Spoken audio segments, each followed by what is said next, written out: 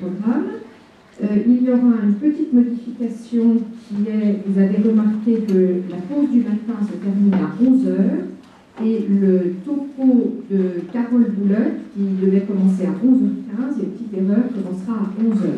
Donc soyez bien de retour à 11 h.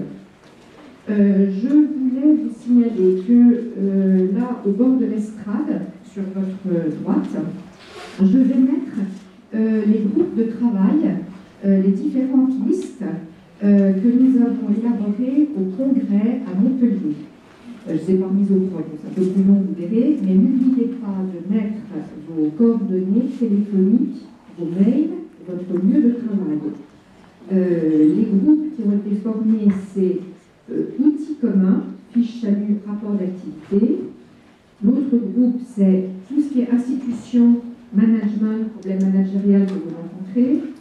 Tout ce qui est autour de la recherche avec recommandations en lien étroit avec le conseil scientifique de l'ASFAP et les astrales téléphoniques qui étaient un sujet qui était récurrent dans vos régions, ainsi que les réflexions éthiques. Il y a un autre groupe réflexion éthique.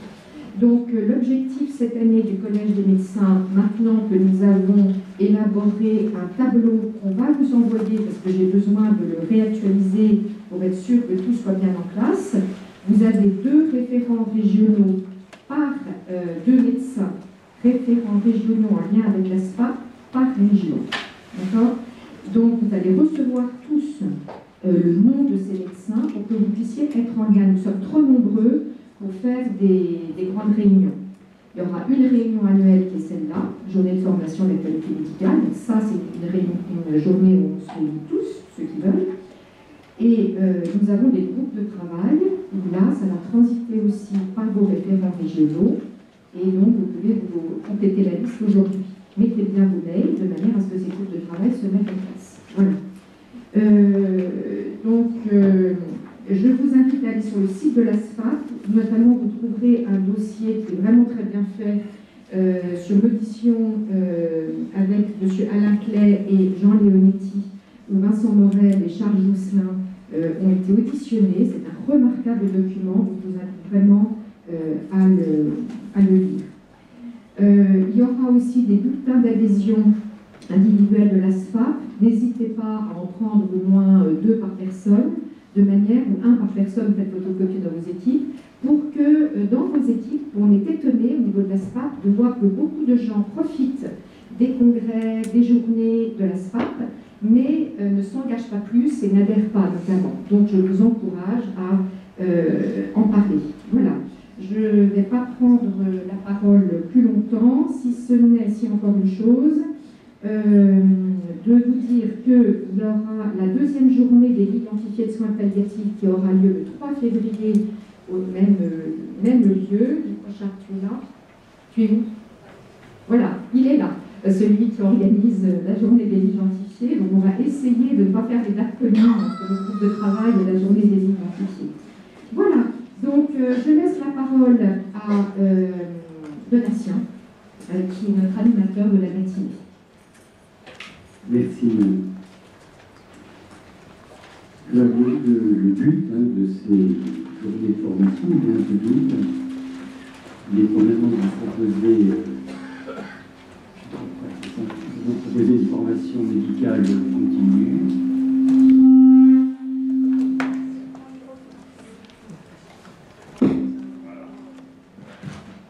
Est-ce que c'est mieux comme ça? Excusez-moi. Donc, je disais juste que le but de ces journées de formation, il est double pour le petit groupe qui y participe. Premièrement, vous proposez vraiment une formation médicale continue de qualité, on espère, en faisant intervenir vraiment des experts très compétents dans le domaine. Et puis la deuxième chose, c'est nous ouvrir à toutes les questions un peu sociétales qui sont discutées de manière un peu récurrente en France, en Europe. La dernière fois, on avait abordé la question de l'euthanasie, avec cette intervention de Dominique Jacquelin, qui est une Belge. Et là, on se déplace à nouveau pour la première partie de la matinée, autour de la thématique du suicide assisté, avec l'intervention de Claudia Mazzocato, qui est suisse.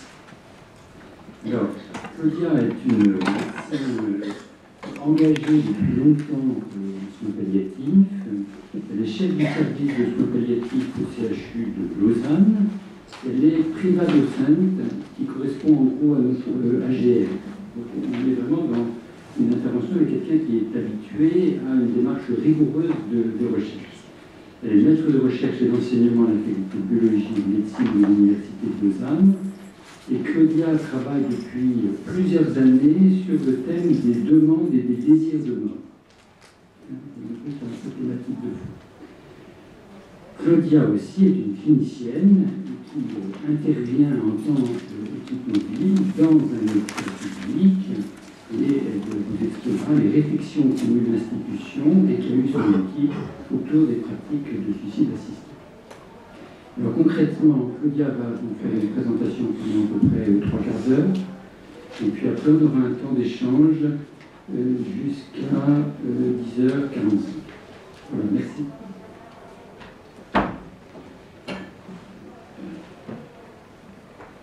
Est-ce que vous entendez son micro? Oui.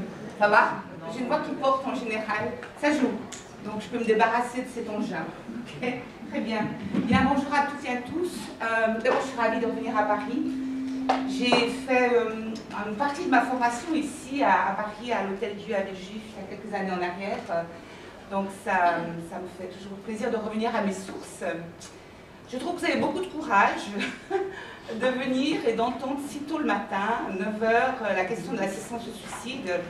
J'espère que vous allez prendre des forces à la pause parce que voilà, c'est un peu particulier.